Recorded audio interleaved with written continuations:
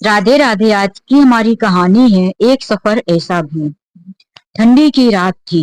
मोहनलाल जी को नींद नहीं आ रही थी। मोहनलाल जी अपने कमरे में एक एक कोने में जाकर अपनी सारी यादों को ताजा कर रहे थे। मोहनलाल जी यूं ही हमेशा से अकेले और बेचैन नहीं रहा करते थे, लेकिन आज ना जाने क्यों उन्हें काफी बेचैनी हो रही थी।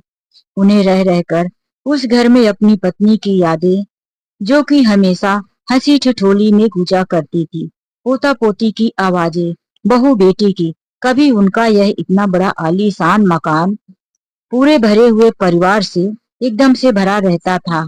ऐसा लगता था कि पूरा परिवार जब एक साथ हो तो घर छोटा पड़ जाएगा।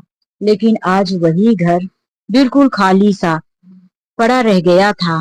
मोहन जी उस घर में अकेले थे।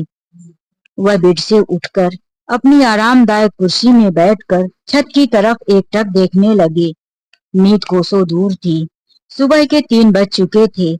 घर के अंदर ही टहलते टहलते भी परेशान हो गए, तो आकर फिर से बेड में बैठ गए कि शायद अब नींद आए। लेकिन आज मोहनलाल जी के दिमाग में, उनके मन में अलग सी बेचैनी छाई हुई थी। सोचते सोचते सुबह के 4-5 बजे तक उन्हें नींद आई। जब उनका नौकर छोटू आया, बार बार डोरबेल बजाता रहा, तो आंख मलते हुए मोहनलाल जी जाकर दरवाजा खोले। छोटू ने कहा, साहब जी, सुबह के 9 बज चुके हैं और अभी तक आप सो रहे थे। आपकी तबीयत तो ठीक है ना? मोहनलाल जी की आंखें आज सूजी हुई थी। नींद पूरी नहीं हुई थी। उनका सर भारी था। उन्होंने कहा, छोटू, रात भर मुझे नींद नहीं आई। मैं अभी थोड़ा और सो लेता हूँ। मोहनलाल जी के जीवन में यह पहली बार हुआ होगा जब वह सुबह इतनी देर तक सोते थे, वरना वह तो सुबह उठकर जल्दी सुबह की सैर के लिए निकल जाया करते थे। छोटू मोहनलाल जी के पास जाकर कहता है, आपकी तबीयत खराब है क्या साहब जी? आप तो इतना देर तक कभी नहीं सोते थे।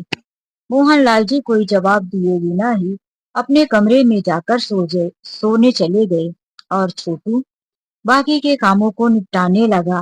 काम निपटाकर वह चाय लेकर मोहनलाल जी के कमरे में पहुंचा, तो देखा मोहन जी का वास्तव में शरीर बुखार से तप रहा था। वह चाय टेबल पर रखते हुए उन्हें उठाया और बोला, साहब जी, चाय पीजिए। मोहनलाल जी ने कहा, आज कुछ खाने पीने का मन नहीं कर रहा छोटू। साहब जी, आपको बुखार है। मैं आपको बुखार की एक दवा भी लाकर देता हूँ। वह दवाई का डिब्बा लेकर गया।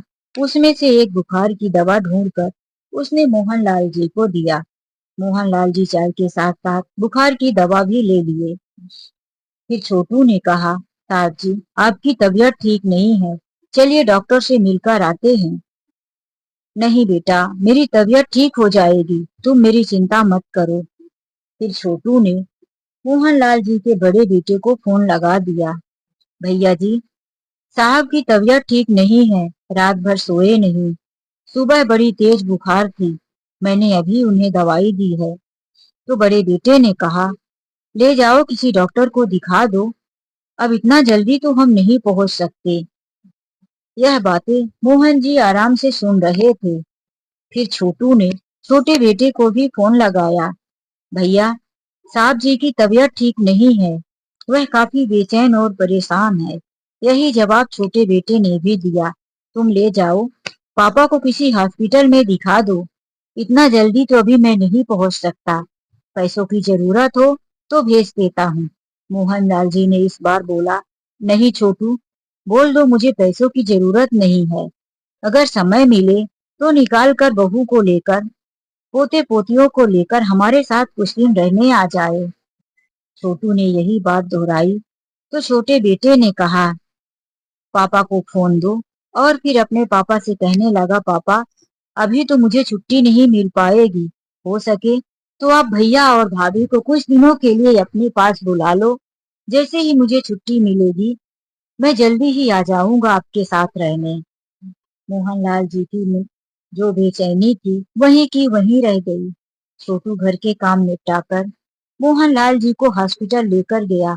डॉक्टर ने चेकअप किया और बताया, इन्हें बुखार कुछ खास नहीं, नॉर्मल ही था। रात भर सोए नहीं थे, शरीर में थकान हो गई थी, उसकी वजह से इनको बुखार हो गया था। वाकई यह ठीक है। मोहनलाल जी कुछ बोल नहीं रहे थे, बिल्कुल उदासी। डॉक्टर ने कहा, इन्हें दवाइयों से ज्यादा अपनों की जरूरत है। यह यदि अपने परिवार के साथ हंसी खुशी, हंसी मजाक, अपने पोता पोती और लोगों के बीच में रहेंगे तो इनका मन लगा रहेगा। उनका फैमिली डॉक्टर था, उनके बारे में सब कुछ जानता था। छोटू ने कहा, साहब जी, आप तो जानते हैं कि हमारे साहब घर में कितने अकेले रह गए हैं। मैं पूरी कोशिश करता हूँ साहब का अकेलापन दूर करने की, लेकिन कहाँ कहाँ पोते पोतियों की किलकार, बहुओं की नोक झोंक, बेटों का आना जाना, ये सारी चीजें मैं कहाँ से दे सकता हूँ। मुझसे जितनी सेवा बन पड़ती है मैं उतनी करता रहता हूँ। डॉक्टर ने थोड़ी देर चुप रहकर बोला, बात तो तुम ठीक कह रहे हो। यदि एक एक करके भी इनके बेटा बहू कुछ दिनों के लिए इनके पास रहने आए या कि फिर अपने पास ही ले जाए तो इनका भी मन लगा रहेगा। दवाइयां देकर डॉक्टर ने उनकी छुट्टी की। छोटू मोहनलाल जी को लेकर घर आया। मोहनलाल जी की पत्नी को 1 साल हो गया था गए। मोहनलाल जी जब तक पत्नी थी तो बेटे और बहू को इतना याद नहीं करते थे। पत्नी के साथ ही बाजार जाना, बातें करना, छोटी छोटी बातों में एक दूसरे का दोष देना, छोटे छोटे झगड़े और फिर खुद से भी ज्यादा एक दूसरे की परवाह करना, यही सब कुछ उन्हें बहुत याद आ रहा था। छोटू ने मोहनलाल जी के दोनों बेटों को कई बार घर आने के लिए रिक्वेस्ट किया, साहब जी कोई तो आ जाइए, हमारे साहब की तबीयत बहुत खराब है। दोनों भाई जब घर जाने के नाम से परेशान हो गए तो आपस में फोन से ही बात करके निर्णय कर लिए कि पिताजी को वृद्धा आश्रम छोड़ दिया जाए। वहां उनकी उम्र के बहुत सारे लोग रहेंगे, उनके साथ उनका सुख दुख बांटेंगे, उनका समय गुजर जाएगा। हम दोनों के बच्चे शहर में पढ़ते हैं, यहाँ भी हमारी नौकरी है, तो हम गांव जाकर पिताजी के साथ नहीं रह पाएंगे। यह बात छोटू से बड़े बेटे ने कह दिया। एक दिन छोटू ने कहा, साहब जी आप हमारे साथ वृद्धा आश्रम चलिए। यह सुनकर मोहनलाल जी चौंक पड़े। क्या, तुम ऐसा क्यों कह रहे हो छोटू? वृद्धा आश्रम में क्यों जाऊं? छोटू ने कहा, साहब जी मैं नहीं कह रहा हूँ, यह बड़े भैया का आदेश है कि आपको वृद्धा आश्रम में छोड़ दिया जाए। मोहनलाल जी ने कहा, क्यों, वह दोनों तो मेरे पास आने वाले हैं, फिर मुझे क्यों जाने को बोल रहे हैं? नहीं साहब जी, दोनों भाइयों ने आपस में निर्णय किया है कि आपको वृद्धा आश्रम छोड़ दूं। वह अभी यहाँ पर नहीं आ पाएंगे। मोहनलाल जी जैसे अवाक हो गए, उनके मुंह से कोई शब्द नहीं निकला। छोटू उनका सामान बांधकर वृद्धा आश्रम की तैयारी करने लगा। मोहनलाल जी एक बेजान सामान की तरह कार में बैठ गए और छोटू उन्हें लेकर वृद्धा आश्रम के गेट को पार किया। वृद्धा आश्रम के सामने जब मोहनलाल जी उतरे, बड़ी बड़ी ऊंची दीवारें, बड़ा सा वृद्धा आश्रम, वह अंदर गए। छोटू ने सारी फॉर्मालिटी को पूरा किया। वृद्धा आश्रम के हॉल में जाते ही बहुत सारे उनके उम्र के महिला पुरुष थे। मोहनलाल जी देखे कि एक औरत सबका बीपी चेक कर रही थी। उन्हें लगा कि शायद यहाँ आज वृद्ध लोगों की चेकअप के लिए कोई नर्स आई है। मोहनलाल जी वहीं पर नीचे बिछे हुए एक बिछौने में बैठ गए और सबकी तरफ देखने लगे। उनके मन में आने लगा, मेरी जिंदगी का अंतिम सफर अब यही जगह पर बीतेगा। चलो आ गए हम अंतिम मुकाम पर। उन्होंने देखा कि वहां पर रह रहे लोगों के चेहरे पर किसी के हंसी नहीं थी। कोई तो उदास था, कोई दूर खिड़की से बाहर कहीं देख रहा था और कोई दरवाजे पर ना जाने किसका इंतजार कर रहा था। देखते ही देखते सबकी बीपी और चेकअप करने के बाद वह औरत सबको डांट भी रही थी। क्यों, आपने दवाइयां क्यों नहीं ली? आपकी 2 टाइम की दवाइयां थी, आपने अपना ख्याल क्यों नहीं रखा? हम अकेले कितने लोगों का ख्याल रखेंगे? बड़े अपनेपन से वह औरत डांट डांट कर सबको दवाइयां दे रही थी, चेतावनी दे रही थी कि हम दूसरी बार आपको ज्यादा डांटेंगे यदि आपने इन दवाइयों का डोज सही ढंग से नहीं लिया, सही तरीके से खाना नहीं खाया। अब मोहनलाल जी की नजरें उसी औरत पर टिकी रह गई। मोहनलाल जी की भी बारी आई। वह औरत उनके पास आकर उनको सर से पांव तक देखती है। अच्छा जनाब, तो आप नए आए हैं, चलिए आप भी आज अपना बीपी चेकअप करवा ही लीजिए। मोहनलाल जी सकुचाते हुए अपने हाथ को और दबा लिए। उस औरत ने जबरदस्ती पकड़कर उनका हाथ खींच लिया। चलिए साहब, हाथ दीजिए, यहाँ ये सब नहीं चलेगा, हमें आपकी बीपी चेक ही करना पड़ेगा। मोहनलाल जी की बीपी चेक करी और फिर कहने लगी, आपकी बीपी लो हो रही है, चलिए आप भी दवाइयां लीजिए और मैं अभी आपके लिए कुछ खाना भेजती हूँ, तो खाना खाइए। और ये मासूम सा चेहरा क्यों बनाकर रखे हैं, यहाँ देख नहीं रहे हैं जितने लोग आए हैं सबके चेहरे पर मुस्कान है। मोहनलाल जी ने एक बार फिर से सबके चेहरे की तरफ देखा। उन्हें तो किसी के चेहरे में मुस्कान नजर नहीं आ रही थी, लेकिन उन्होंने कुछ बोला ही नहीं। उस औरत की बात मान ली और चुपचाप दवाइयां अपने हाथ में लेकर मुट्ठी बांध लिया। थोड़ा समय बीता था कि मोहनलाल जी के लिए नाश्ता भी आ गया। छोटू कब का जा चुका था। मोहनलाल जी की नजरें बार बार गेट के बाहर झांक रही थी कि शायद छोटू दोबारा आकर कहेगा, साहब जी, आपके बेटे का फोन आया था कि पापा को वापस लेकर आओ। लेकिन अब छोटू कहीं का नहीं दिखा और मोहनलाल जी उदास मन से उसी बिछौने पर बैठे रह गए। रात हो गई, रात का खाना भी आया। मोहनलाल जी को कुछ खाने का मन नहीं था। रात को उनके लिए एक कमरा भी बता दिया गया, उनका सामान रखवा दिया गया। मोहनलाल जी फिर से आज उसी रात दीवार की तरफ, छत की तरफ देखते रह गए। एक दिन पहले की रात थी कि वह अपने इतने बड़े घर में घूम घूम कर अपनी पत्नी की यादों को खोज रहे थे और आज वृद्धा आश्रम की दीवार और छत को घूर रहे थे। किसी तरह से रात कटी। दूसरे दिन फिर से वह औरत आई, बिना परमिशन लिए ही मोहनलाल जी के कमरे में प्रवेश की और कहने लगी, अभी तक आपने सुबह की दवाइयां नहीं ली। कल आपकी बीपी लो थी, अब मुझे और भी चेक करना पड़ेगा। उसने फिर से जबरदस्ती मोहनलाल जी का हाथ खींच लिया और बीपी चेक करने लगी। उसने कहा, कोई सुधार नहीं है, आपने अपना ध्यान नहीं रखा। कल आपने अच्छे से खाना खाया? मोहनलाल जी चुप थे। फिर उसने पूछा, सुबह का कुछ नाश्ता किया? मोहनलाल जी फिर से चुप थे। अब वह अपना सामान एक साथ रखते हुए कहने लगी, आप कुछ बोलते क्यों नहीं हैं? मुझे लगता है कि आपने कसम खा लिया है कि किसी से बात नहीं करेंगे। सुनिए, मेरा नाम दामिनी है। अब मोहनलाल जी नाम सुनकर कहने लगे, आप बहुत बोलती हैं दामिनी जी। उनके मुंह के यह पहले शब्द थे। जब से वह वृद्धा आश्रम में आए थे, किसी से कुछ नहीं बोले थे।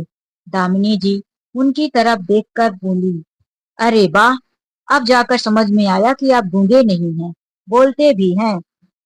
यह कहकर वह मुस्कुरा दी और कहने लगी, अच्छा हुआ कुछ तो आप बोले।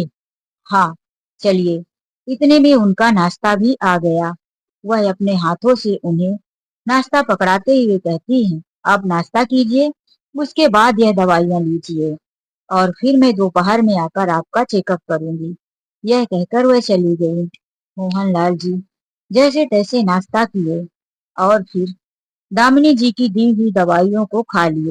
अभी दोपहर के 2 बज रहे थे कि दामिनी जी की आवाज पूरे वृद्धा आश्रम में गूंज रही थी। वह सभी वृद्ध लोगों को, महिला पुरुष को डांट रही थी। क्यों? आपने ये दवाइयां क्यों नहीं ली? आपने सुबह का नाश्ता अच्छे से किया? आपने दोपहर का खाना ठीक से खाया? देखिए, लापरवाही बिल्कुल नहीं चलेगी। दामिनी जी सबको बड़े अधिकार से डांट रही थी। मोहनलाल जी के कानों तक साफ साफ आवाज सुनाई दे रही थी। वह समझ गए थे कि दामिनी जी आ चुकी हैं और कभी भी मेरे कमरे में प्रवेश कर मेरा भी हाथ खींचकर बीपी चेक करने लगेगी। वह अब कोशिश कर रहे थे कि अपने चेहरे से उदासी को हटा दें। वह उठकर अपने बेड को साफ सही तरीके से बिस्तर को बनाए और फिर सही ढंग से बैठ गए। उन्हें लग रहा था कि आज मैं दामिनी जी से डांट नहीं खाऊंगा। वह बैठे ही थे कि दामिनी जी उनके कमरे में प्रवेश की। वह लाख कोशिश करते रहे कि अपने चेहरे की उदासी को हटाए, लेकिन वह उदासी हटा ना पाए। और दामिनी जी आते हुए कहने लगी, अब बताइए कैसे हैं मोहनलाल जी। उन्होंने फिर से बीपी चेक किया और बताया, चलिए अब कुछ हद तक आपकी बीपी नॉर्मल है, लेकिन लापरवाही नहीं चलेगी। आपको सही तरीके से खाना खाना पड़ेगा और सुबह का नाश्ता सही समय पर पानी लेना पड़ेगा आपको। और मेरी दवाइयाँ तो बिल्कुल भी मिस नहीं करनी है। इतना कहकर वह फिर से दोपहर की दवा के बारे में पूछने लगी। तो मोहनलाल जी ने कहा, जी मैंने सब कुछ खा लिया है। दामिनी जी अब वहां से निकल गई, लेकिन उनकी आवाज जाते जाते भी पूरे हॉल में गूंज रही थी। जिसकी तरफ भी नजर जाती थी, उंगली बढ़ा बढ़ा कर वह उन्हें चेतावनी देती रहती थी कि दवाइयाँ सही समय पर लेना, पूरा नाश्ता करना, पानी भरपूर पीना। ऐसे ही 2-3 दिन गुजर गया था। अब तो जैसे मोहनलाल जी को दामिनी की डांट खाने की आदत ही हो गई थी। मोहनलाल जी को दामिनी का इंतजार रहता था और दामिनी की जैसे ही आवाज गूंजती, एक सुकून सा उनके मन में होने लगता था। एक दिन दामिनी जी जैसे ही मोहनलाल जी के कमरे में प्रवेश की, मोहनलाल जी का चेहरा थोड़ा सा बदल सा गया था। दामिनी जी ने कहा, आज तो आपका चेहरा थोड़ा सा खिला हुआ है। देखिए यह मायूसी कब तक चेहरे पर रखेंगे। आज दामिनी जी थोड़ा सा नॉर्मल होकर अपनेपन के साथ उनके पास बैठ गई और कहने लगी, मोहनलाल जी बताइए आप इतना परेशान क्यों हैं? आपके चेहरे में आज 4 दिन हो गया उदासी जाने का नाम नहीं लेती।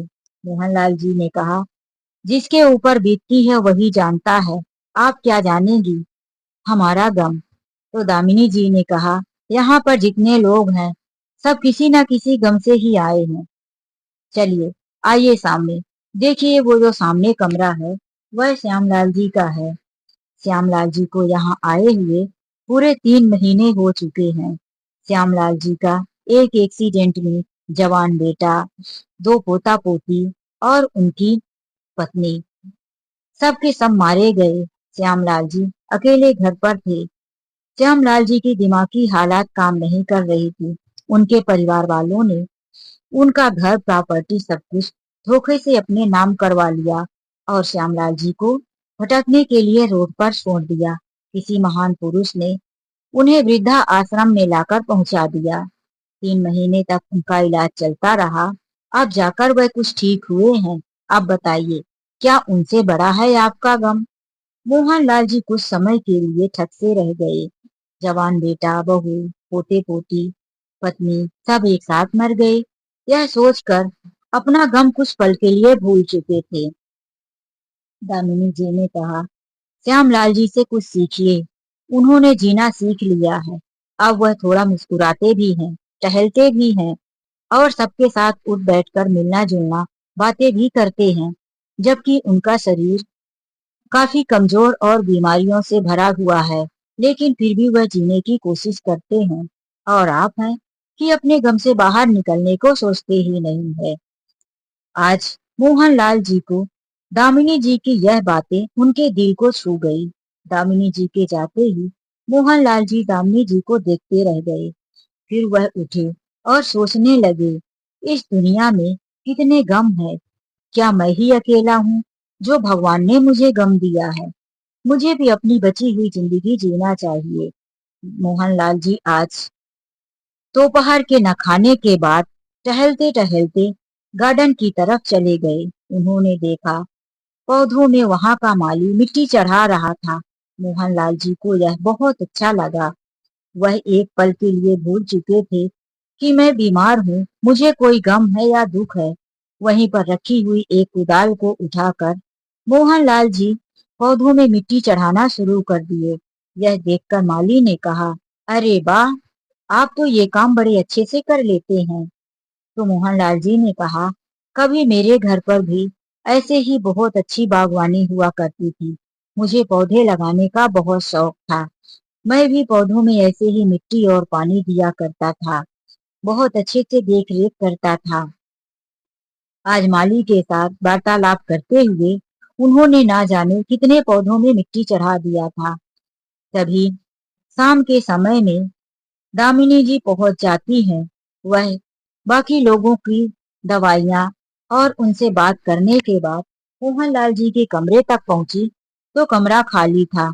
एक पल के लिए उनका मन उदास सा हो गया। अरे, यह कहाँ चले गए? लेकिन वह उन्हें ढूंढते हुए जब बाहर निकली तो सामने पार्क में देखी कि मोहनलाल जी कुदाल लिए हुए पौधों में मिट्टी चढ़ा रहे थे। उनके मन में एक अलग सा सुकून हुआ। वह मुस्कुराते हुए गार्डन में पहुंच गई और दोनों हाथ से तालियां बजाते हुए कहने लगी, अरे वाह, आज तो मोहनलाल जी का एक नया रूप देखने को मिल रहा है। मैं ना कहती थी कि आपके अंदर एक चंचल और कामयाब इंसान छुपा है। यह उदासी आपने जो ओढ़ रखी थी, यह आपको बिल्कुल सूट नहीं करती थी।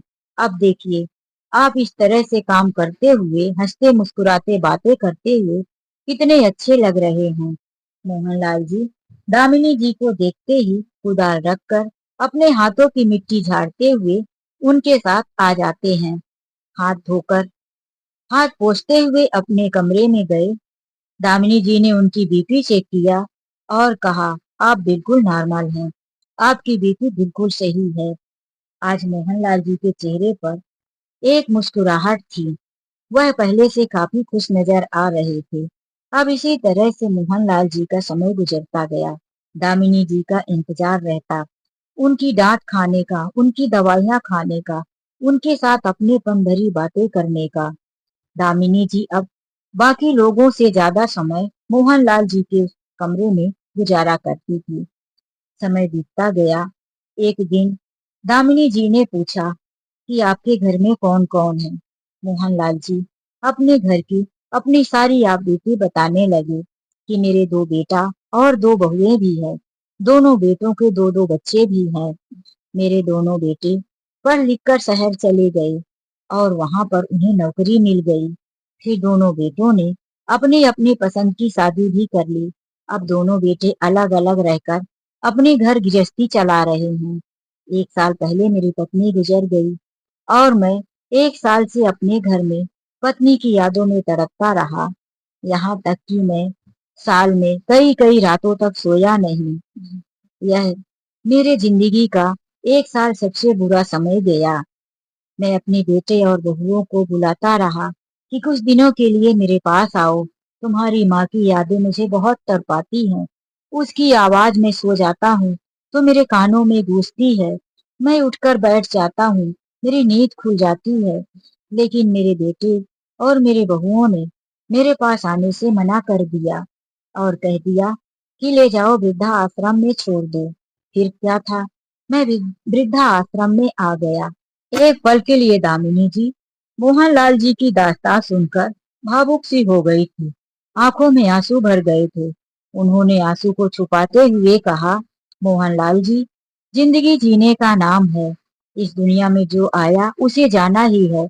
अगर आपकी पत्नी चली गई थी तो आपको उनकी यादों के सहारे जीना चाहिए, बल्कि उनकी यादों के सहारे गम में डूब नहीं जाना चाहिए था। बेटे बहू अपनी दुनिया में खुश है, यही सोचकर आपको भी खुश रहना चाहिए था। मोहनलाल जी ने कहा, देखिए, अब जो मेरे जीवन में गुजर गया मैं उसे तो वापिस नहीं बना सकता, लेकिन आपसे, इस वृद्धा आश्रम से और श्यामलाल जी से मुझे बहुत प्रेरणा मिली है। अब मैं कोशिश करूंगा कि आगे की जिंदगी को मैं अपने हिसाब से और सुकून से जीऊं। दामिनी जी ने कहा, बिल्कुल, अब आप ऐसा ही करिए। फिर तभी किसी की कराहने की आवाज आई। दामिनी जी और मोहनलाल जी कमरे से निकले तो श्यामलाल जी की तबीयत काफी खराब हो रही थी। दामिनी जी उनके पास पहुंची, उनको सहारा देते हुए उठाई, उनको दवाइयां दी, मैनेजर को बुलाई। लेकिन मोहनलाल जी की तबीयत काफी खराब थी। दामिनी जी उनकी देख रेख करती रही। उन्होंने फोन करके डॉक्टर को भी बुलाया। डॉक्टर उन्हें दवा देकर चले गए। श्यामलाल जी अब बिस्तर से उठ बैठ नहीं पाते थे। मोहनलाल जी उनके पास घंटों बैठकर उनके दुख को बांटा करते थे। बातों ही बातों में मोहनलाल जी ने पूछ लिया, श्यामलाल जी, चलिए कुछ अपने बारे में बताइए। आपने अपनी जवानी में क्या क्या किया है, आपके क्या क्या शौक थे। श्यामलाल जी के चेहरे पर मुस्कुराहट आ गई और कहने लगे, मुझे तो अपने जमाने में अमिताभ बच्चन जी की मूवी देखना बहुत पसंद था। मैं उनकी हर फिल्में देखा करता था। मुझे उनके शोले और कुली कुछ ऐसी पिक्चरें हैं जो बहुत पसंद है। एक बार काश मैं उनकी कोई फिल्म देख पाता। यह कहकर उन्होंने गहरी सांस ली। मोहनलाल जी एक पल के लिए चुप हो गए और कुछ सोचते रह गए। शाम को जब फिर से दामिनी जी आई तो मोहनलाल जी ने दामिनी जी से श्यामलाल जी की अंतिम इच्छा के बारे में बात की। एक पल के लिए तो दामिनी जी भी कुछ कह नहीं पाई। आखिर श्यामलाल जी की यह अंतिम इच्छा कैसे पूरी की जाए। दामिनी जी ने कहा, देखिए, है तो बहुत कठिन, लेकिन हम फिर भी कोशिश करते हैं। आज दामिनी जी ने मैनेजर जी से बात किया कि मरते हुए इंसान की अंतिम इच्छा जरूर पूरी करनी चाहिए। श्यामलाल जी के पास ज्यादा समय नहीं है। उनकी अंतिम इच्छा है कि वह मरने से पहले एक बार अमिताभ बच्चन जी की शोले फिल्म देख लें। तो क्या हम यहाँ पर टीवी मंगवा कर, कैसेट मंगवा कर यह इच्छा पूरी कर सकते हैं? मैनेजर ने काफी सोच विचार कर कहा, देखिए, यह हमारे वृद्धा आश्रम के खिलाफ है। फिर भी यदि किसी की अंतिम इच्छा है तो उसे जरूर पूरी करनी चाहिए। यह सुनकर दामिनी जी खुश हो गई और फिर एक रात के लिए टीवी और डीवीडी उन्होंने किराए पर मंगाया। शोले फिल्म की कैसेट मंगवाई और फिर वृद्धा आश्रम के सभी लोग बैठकर रात को शोले फिल्म देखे। आज श्यामलाल जी की यह अंतिम इच्छा पूरी देख मोहनलाल जी को बहुत खुशी हो रही थी। श्यामलाल जी भी मोहनलाल जी का धन्यवाद बोले और दूसरे दिन वह बहुत खुश नजर आ रहे थे। कहने लगे, भाई, तुमने तो मेरी अंतिम इच्छा पूरी कर दी। लेकिन श्यामलाल जी की तबीयत में सुधार नहीं आ रहा था। 2-3 दिन ऐसे ही बिस्तर पर गुजरे कि श्यामलाल जी एक दिन दुनिया को अलविदा कहकर चले गए। श्यामलाल जी के इस तरह से जाने से सबको बड़ा तकलीफ हुआ। पूरे वृद्धा आश्रम के लोगों में दुख छा गया। उनकी अंतिम विदाई की तैयारी की गई, दाह संस्कार क्रियाकर्म किया गया। उनका इस दुनिया में कोई नहीं था, इसीलिए वृद्धा आश्रम के लोगों ने ही मिलकर सब कुछ करवाया। मोहनलाल जी ने देखा कि किस तरह से किसी एक व्यक्ति की इच्छा पूरी करने से खुशी मिलती है। उन्हें लग रहा था कि हमें वृद्धा आश्रम के हर वृद्ध महिला या पुरुष की इच्छा जरूर पूरी करनी चाहिए, लेकिन कैसे? क्या मैं यह अकेले कर पाऊंगा? वह इसी उलझन में पड़े हुए अपने कमरे में इधर उधर चल रहे थे। तभी दामिनी जी उनके कमरे में पहुंची और उन्हें आवाज दी। मोहनलाल जी जैसे एकदम डर सा गए और बोले, आइए दामिनी जी। वह बैठकर फिर से गुमसुम थे। दामिनी जी ने कहा, आपको क्या हुआ? आप कुछ ही उलझन में पड़े हुए हैं। ऐसा लग रहा है कि आपके पास काफी परेशानी है। मोहनलाल जी ने कहा, मैं कुछ कहना चाहता हूँ आपसे। मैं चाहता हूँ कि जिस तरह से श्यामलाल जी की अंतिम इच्छा को हमने मिलकर पूरा किया, उसी तरह से यदि हम बाकी यहाँ के वृद्धा आश्रम के लोगों की इच्छा पूरी करें तो क्या यह गलत होगा? दामिनी जी ने कहा, देखिए, यह बहुत कठिन है। किसी एक व्यक्ति की इच्छा पूरी करना था और बात पहली बार थी, इसीलिए मैनेजर साहब भी मान गए। इसके लिए हमें पैसे भी चाहिए और फिर इतना खर्च कौन उठाएगा? मोहनलाल जी ने कहा, आप पैसे की चिंता मत कीजिए। पैसे और खर्च तो हम किसी तरह से व्यवस्था कर लेंगे, बस एक बार इजाजत तो मिल जाए। मोहनलाल जी की बातें सुनकर दामिनी जी ने मैनेजर साहब से बात किया कि मोहनलाल जी ये कह रहे हैं कि कैसे श्यामलाल जी के चेहरे पर अंतिम समय पर भी हंसी था। उनकी अंतिम इच्छा पूरी होने से वह कितना खुश थे। मैनेजर साहब को भी लगा कि बात गलत नहीं है, लेकिन वृद्धा आश्रम में इतना पैसा कहाँ से आता कि वृद्ध लोगों की इच्छाएं पूरी की जाए। मोहनलाल जी मैनेजर साहब से कहने लगे कि कुछ पैसों की व्यवस्था तो मैं करूंगा, मैं पूरा का पूरा आप लोगों के ऊपर नहीं छोड़ूंगा। मैनेजर साहब ने कहा, ठीक है, आप कोशिश कीजिए, जो मदद हो पाएगी हम भी करेंगे। फिर एक दिन दोनों ने वृद्धा आश्रम के लोगों से पूछा, बताइए, आप लोगों की कोई ऐसी इच्छा है जो आप लोग पूरी करना चाहते हो? कुछ लोगों ने तो यह कहकर मन मार लिया, अब हमारी कोई इच्छा नहीं है, हम कौन सी इच्छा पूरी करेंगे इस उम्र में। बेटे बहू ने अंतिम सांस लेने के लिए हमें वृद्धा आश्रम में लाकर छोड़ दिया, यही हमारी किस्मत है, यहीं से हम भगवान को प्यारे हो जाएंगे। लेकिन उनमें से एक वृद्ध पुरुष ने कहा, मेरी एक इच्छा है, मैं अपने बचपन के दोस्त से मिलना चाहता हूँ। फिर उनकी बात सुनकर किसी ने हिम्मत करके कहा कि मेरी भी एक इच्छा है कि मैं अपने परिवार और घर से एक बार मिल लूं। फिर किसी ने कहा कि मेरी भी एक इच्छा है कि मैं यह अपने मनपसंद का भोजन कर लूं। ऐसे कई लोगों ने अपनी इच्छाएं जाहिर की। पहले मोहनलाल जी ने उन व्यक्ति की इच्छा पूरी करने की कोशिश की जो अपने मित्र से मिलना चाहते थे। मोहनलाल जी ने उनका पता बताया कि वह इस शहर में रहते हैं। नाम पते पर उन्हें ढूंढवाया गया और उन्हें बुलाकर वृद्धा आश्रम ले आए। दो दोस्त आपस में आज 25 सालों बाद मिले थे। दोनों गले मिलकर खूब रोए, अपनी यादें ताजा किए, अपना सुख दुख बांटे। फिर पूरी रात दोनों साथ में बातें करते रह गए। दूसरे दिन वह अपने शहर चले गए और उन दोस्त के मन में काफी सुकून था। अब दोनों के पास एक दूसरे का नंबर भी था। अब दोनों की बीच बीच में बातें भी हो जाया करती थी। फिर नंबर आया एक महिला जो अपने परिवार से मिलना चाहती थी। उनके लिए भी व्यवस्था किया गया। उन्हें अपने परिवार से मिलाने ले गए। उन्हें एक रात के लिए उनके परिवार के साथ रहने के लिए छोड़ दिया गया। हालांकि उनका परिवार तो उन्हें चाहता नहीं था, लेकिन यह इच्छा पूरी करने के लिए उन्हें रहने दिया गया। आज वह भी अपने परिवार से मिलकर काफी खुश थी। फिर जिसकी जो खाने की इच्छा थी वह पूरी की गई। इसी तरह से दामिनी जी और मोहनलाल जी मिलकर अपने आश्रम में वृद्ध महिला पुरुष की इच्छाएं पूरी करते रहे। अब आए दिन कभी कभी शाम को भजन कीर्तन मंडली भी लग जाया करती थी। 2 घंटे 3 घंटे ढोल मजीरे के साथ बैठकर कीर्तन किया करते थे। अब वहां के वृद्ध लोगों के मन में एक अलग उत्साह और जीने की उमंग सी जाग पड़ी थी। हर दिन को तय कर लिया गया था कि इस दिन हम लोग भजन कीर्तन करेंगे, इस दिन हम लोग कुछ अच्छा बनाकर खाएंगे। अब उस वृद्धा आश्रम में रहकर भी लोगों को अपना एक परिवार मिल चुका था। सब बहुत खुश नजर आ रहे थे। मोहनलाल जी और दामिनी जी की बातें अब एक दूसरे को बहुत अच्छी लगती थी। दोनों मिलकर साथ काम करते। दामिनी जी अब मोहनलाल जी के कमरे में बैठकर एक दूसरे के साथ घंटों बातें किया करते थे।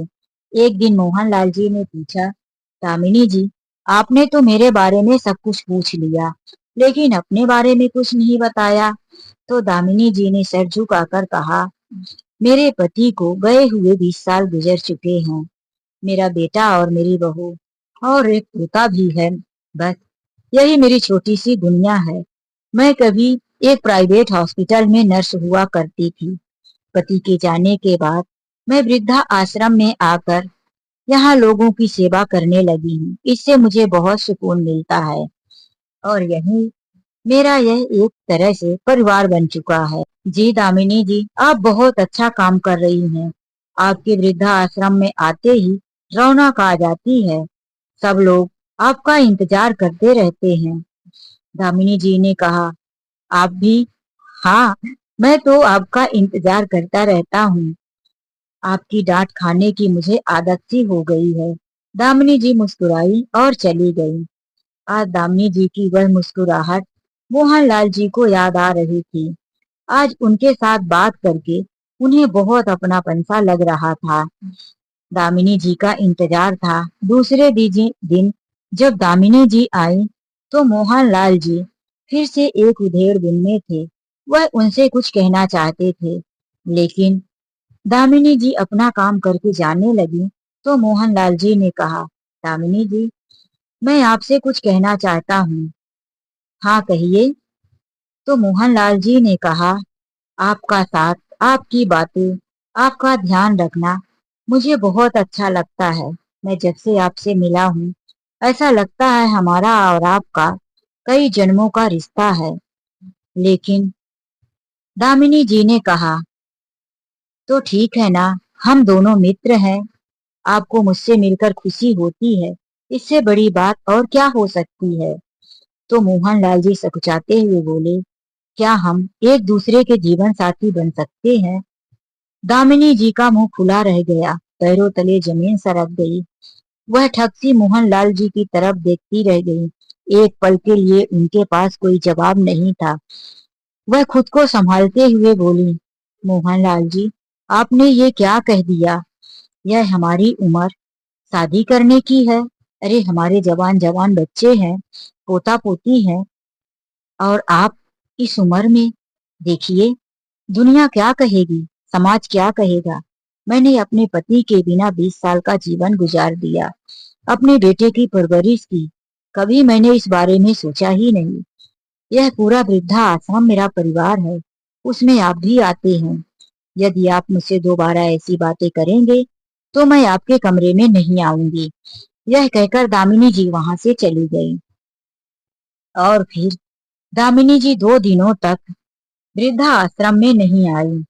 मोहनलाल जी को दामिनी जी के ना आने से काफी दुख हो रहा था। उन्हें रह रहकर लग रहा था कि कहीं मेरे कहे हुए शब्दों की वजह से तो दामिनी जी नाराज होकर वृद्धाश्रम नहीं छोड़ दी। मेरी वजह से यहाँ के लोगों की देख रेख करना छोड़ दी। बहुत बड़ी भूल हो गई मुझसे। मुझे दामिनी जी से ऐसा नहीं कहना चाहिए। वह उनका इंतजार करते रहे, लेकिन दामिनी जी 4 दिनों तक वृद्धा आश्रम में नहीं आए। मोहनलाल जी ने मन में सोचा, मैं उनके घर जाकर उनसे माफी मांगूंगा और उन्हें कहूंगा कि मेरी वजह से आप वृद्धा आश्रम के लोगों को तकलीफ मत दीजिए। हम सिर्फ दोस्त बनकर ही रहेंगे, आपको कभी नहीं कहेंगे, कोई शिकायत का मौका नहीं देंगे। मुझसे जो भूल हो गई है उसे आप माफ कर दीजिए। यही सोचते विचारते वह पूछते पूछते दामिनी जी के घर पहुंच गए। दामिनी जी के घर का दरवाजा खुला हुआ था। मोहनलाल जी ने दरवाजे पर ठक ठक की आवाज तो की, लेकिन किसी की कराहने की आवाज सुनकर वह अंदर चले गए। देखे तो कमरे में अंधेरा था। उन्होंने लाइट जलाया तो दामिनी जी कराहती हुई बिस्तर पर पड़ी थी। मोहनलाल जी जल्दी से उनके पास गए और पूछने लगे, दामिनी जी, आपकी तबीयत ठीक नहीं है क्या। वह उनके माथे पर हाथ रखे तो बुखार से काफी शरीर तप रहा। उसी कमरे में किचन भी था। उन्होंने किचन की तरफ देखा। जूठे बर्तनों से बदबू आ रही थी। ऐसा लग रहा था कि 2 दिनों से बर्तनों की सफाई नहीं हुई। छोटा सा कमरा, एक चारपाई, एक छोटा सा बल्ब लगा था, एक पुराना टूटा सा पंखा था जो खरखर की आवाज ज्यादा करता था, हवा कम देता था। घर के अंदर कुछ ज्यादा सामान नहीं था। एक पुरानी सी टूटी हुई सी अलमारी जिसकी प्लाई आधी उधेड़ चुकी थी। घर की हालात देखकर लग नहीं रहा था कि वही दामिनी जी का घर है जो वृद्धा आश्रम में इतने लोगों को डांट फटकार कर, उनके साथ अपनापन दिखाकर उन्हें दवाइयां खिलाती हैं, उनका ध्यान रखती हैं। उनकी बुलंद आवाज से सब लोग उनकी बात मान लेते हैं। ऐसा लग रहा था कि आर्थिक तंगी से कितनी जूझ रही है। उन्हें देखकर तो मोहनलाल जी को लगा था कि कोई बहुत अच्छा आलीशान सा मकान होगा दामिनी जी का। सोफे होंगे, बेड होगा, कूलर होगा, किचन में कई तरह के नाश्ता खाना होगा। लेकिन ये क्या, यहाँ इनकी इतनी खराब हालत। वह उनके पास बैठते हुए बोले, आपने तो कहा था कि आपका बेटा बहू और आपका पोता, वह लोग कहाँ हैं, कोई दिखाई नहीं दे रहा। दामिनी जी धीरे से कराहती हुई बोली, हाँ सब कुछ, लेकिन वह ऊपर के कमरे में रहते हैं। मेरी बहू को मेरे साथ रहना पसंद नहीं था। वह 10 साल हो गया अपने पति के साथ ऊपर कमरे में रहती है और मैं यहीं रहती हूँ। मोहनलाल जी ने कहा, आप मुझसे झूठ क्यों बोली कि आपका परिवार इतना बड़ा, आप सबके साथ खुशी से रह रही हैं, जबकि आपकी हालात देखकर मुझे बहुत दुख हो रहा है। मोहनलाल जी ने दवाइयां ढूंढना शुरू कर दी। वहीं पर डिब्बे में कई दवाइयां पड़ी थी, जिनमें तो कुछ गोली ही नहीं थे, पुराने कवर पड़े थे। उसमें से एक बुखार की दवा निकालकर दामिनी जी को दिया। फिर मोहनलाल जी ने उनके किचन की सफाई की। उनके लिए उन्होंने दलिया बनाया। दामिनी जी मना करती रह गई, आप यह सब मत कीजिए, रहने दीजिए मोहनलाल जी, मैं ठीक हो जाऊंगी तो कर लूंगी। अच्छा, किचन में मक्खियां भिनभिना रही है, बर्तनों से बदबू आ रही है, आपसे उठा नहीं जा रहा और आप कर लेंगी। आप चुपचाप पड़े रहिए, मैं सब कुछ करके देता। दामिनी जी ने कहा, देखिए मुझे भूख नहीं है। मोहनलाल जी ने कहा, मुझे भूख है। आप 4 दिनों से वृद्धा आश्रम में नहीं गई। मुझे आपकी डांट सुनने की आदत है। जब तक आप डांट नहीं लेती तो मुझसे खाया नहीं जाता। देखिए, मैंने भी 4 दिन से कुछ नहीं खाया है। अब आप यहाँ मुझे डांटिए तो मैं आपके साथ ही खाऊंगी। यह कहकर वह 2 प्लेट में दलिया निकाली और दामिनी जी के पास लेकर चले गए। कहा, लीजिए बताइए मैंने कैसा बनाया है। अगर अच्छा ना बना हो तो आप मुझे जरूर डांटिए। आज दामिनी जी दलिया को लेकर उनके आंखों में आंसू आ गए। आंसू पोंछते हुए 1 चम्मच दलिया खाया और कहने लगी, आपने बहुत अच्छा बनाया है। आज पहली बार किसी ने मेरे लिए कुछ बनाकर दिया है। 10 सालों से तो मैं कभी बनाती हूँ, कभी भूखी सो जाती हूँ। मेरा ख्याल रखने वाला कोई नहीं है।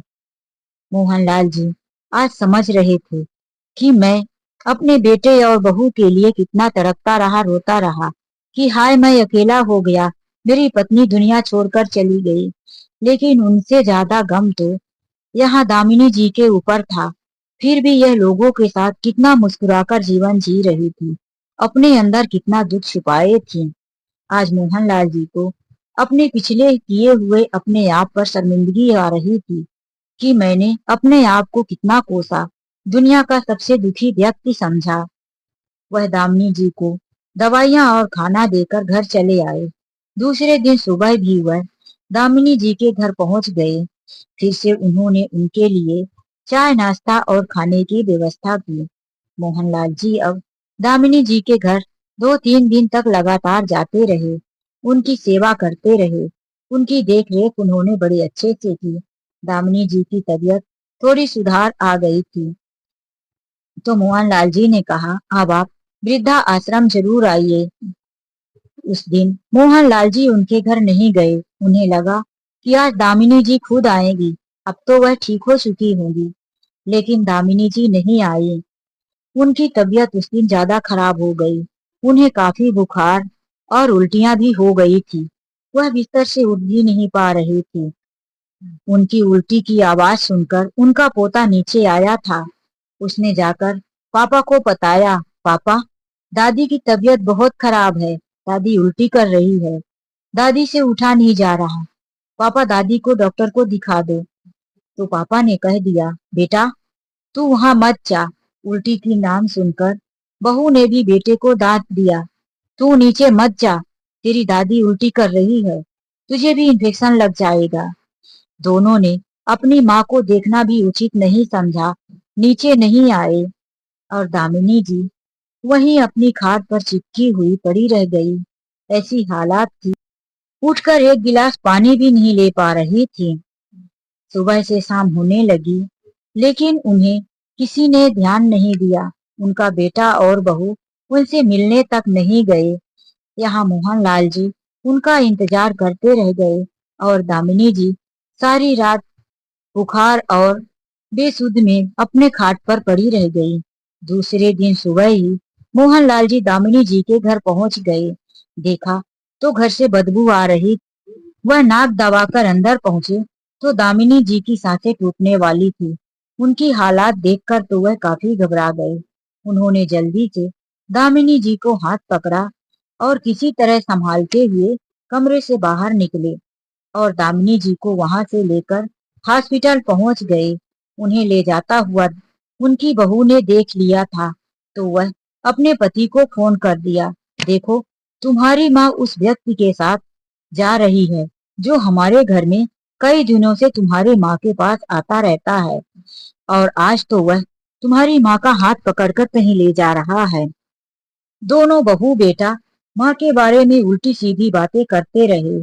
बेटे ने कहा, आ जाने दो, मैं माँ की खबर लेता हूँ। माँ ने इस उम्र में ना जाने क्या कर रही है, माँ का दिमाग खराब हो गया है। मोहल्ले वाले तो मेरा जीना हराम कर दिए हैं, कैसी कैसी बातें कर रहे हैं। और उधर मोहनलाल जी दामिनी जी को ले जाकर हॉस्पिटल में एडमिट किए। उन्हें बोतल चढ़ाया गया, उन्हें कई इंजेक्शन दिए गए। जब उन्हें 2 बोतल चढ़ा तो दामिनी जी को जाकर होश आया। उन्होंने धीरे धीरे आंखें खोला, अभी भी उनको तीसरा बोतल चढ़ा हुआ था।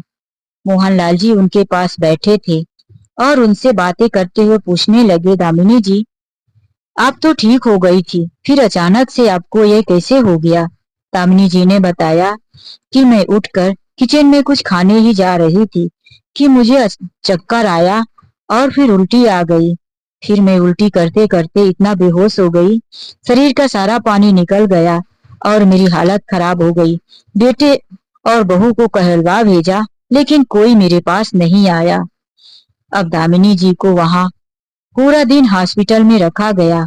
शाम को जब वह छुट्टी हुई तो मोहनलाल जी ने कहा, अभी आप घर मत जाओ, आप चलो मेरे साथ वृद्धा आश्रम में। दामिनी जी ऑटो में बैठकर वृद्धा आश्रम की तरफ चल दी।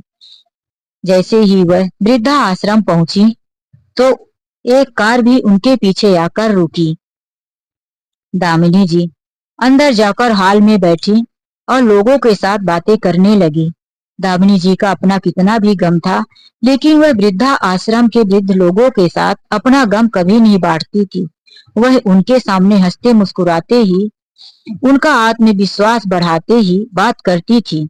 इसीलिए आज भी वह जाहिर नहीं होने दी कि वह पूरा दिन हॉस्पिटल में एडमिट होकर आई है। वह अपनी पुरानी आदतों की तरह ही बात कर रही थी। तभी उनका बेटा और बहू आकर उनके सामने खड़े हो गए। लोग उनको देखकर दंग रह गए और कहने लगे, अच्छा तो पूरा दिन घूम फिरकर आप इस व्यक्ति के साथ अब आकर यहाँ वृद्धा आश्रम में हंसी मजाक कर रही हैं। बताइए आप ऐसा क्यों कर रही हैं? इस उम्र में आपको शर्म नहीं आती? आपने तो हमें कहीं जीने के लायक नहीं छोड़ा। दामिनी जी अपने बेटे की तरफ देखकर थोड़ा सा डर और सहम सी गई। बेटा तुम ये कैसी बातें कर रहे हो? मेरी तबीयत खराब थी, अगर 1 घंटे और देर हो जाती तो आज ना जाने क्या हो जाता। मोहनलाल जी मुझे हॉस्पिटल में एडमिट नहीं करते तो शायद अब मैं दोबारा आंखें नहीं खोल पाती। अब बहू ने कहा, अच्छा जब इतनी बीमार थी तो यहाँ ठहाके लगाया जा रहा है। अरे हम मर गए थे क्या जो इनके साथ पूरा दिन घूमकर और इस वृद्धा आश्रम में आई है? आप कहती क्यों नहीं कि बीमारी का बहाना बनाकर इनके साथ पूरा दिन घूमती रह गई। अब मोहनलाल जी से रहा नहीं गया और वह बोल पड़े, हाँ आप लोग मर तो नहीं गए थे, लेकिन जिंदा होकर भी अपनी माँ के लिए किसी काम के नहीं रहे।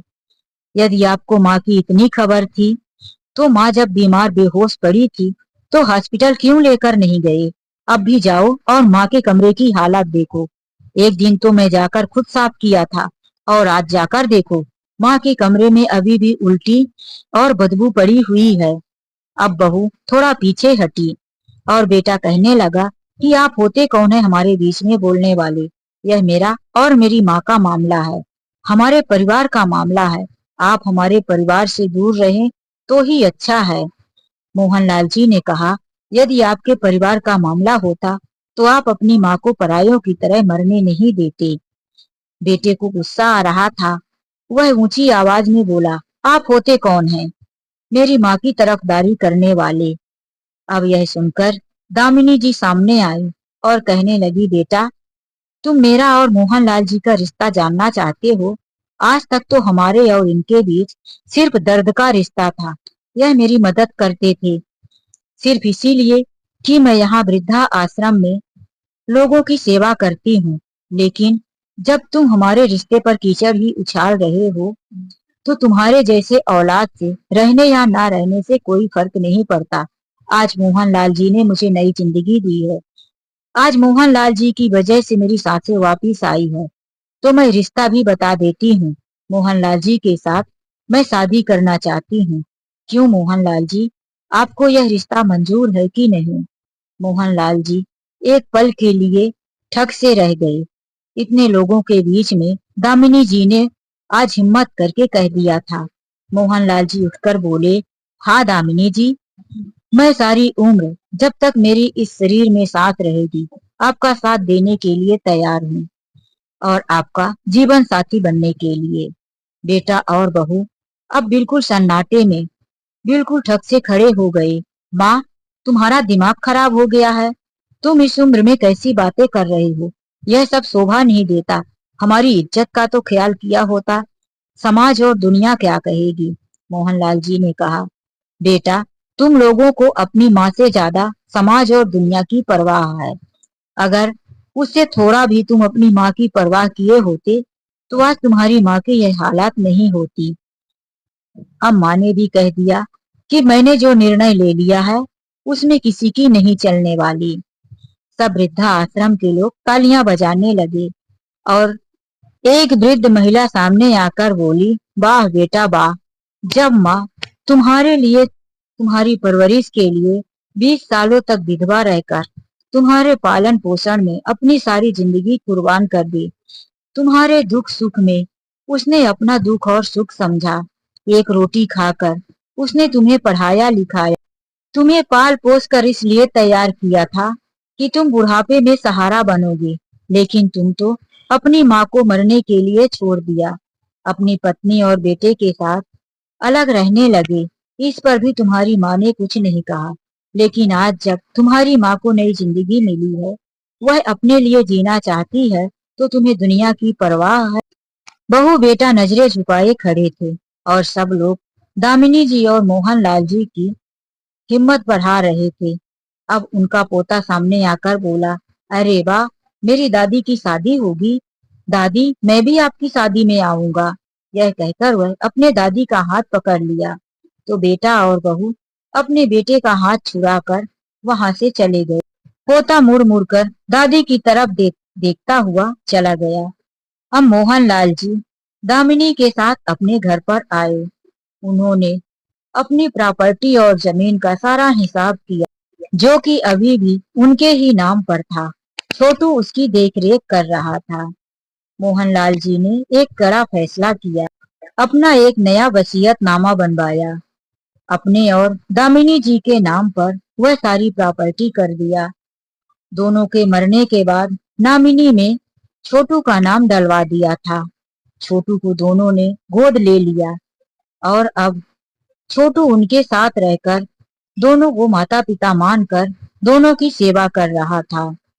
बहुत ही जल्दी मोहनलाल जी और दामिनी जी ने छोटू की शादी कर दी। बहू भी इतनी अच्छी मिली थी कि दोनों की खूब सेवा करती थी।